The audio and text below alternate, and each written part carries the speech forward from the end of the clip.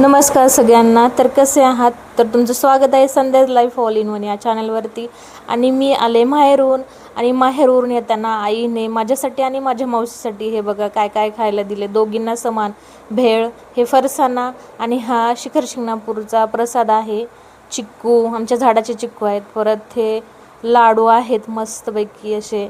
आणि इथं हे आहे म्हैसूर पाक.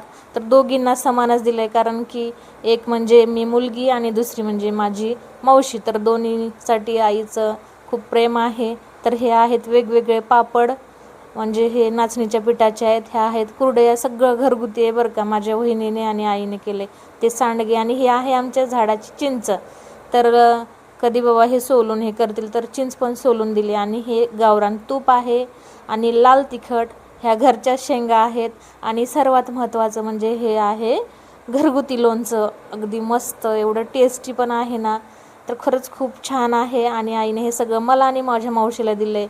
तर आईचं प्रेम हे खरंच माहेर पण खूप छान असतं.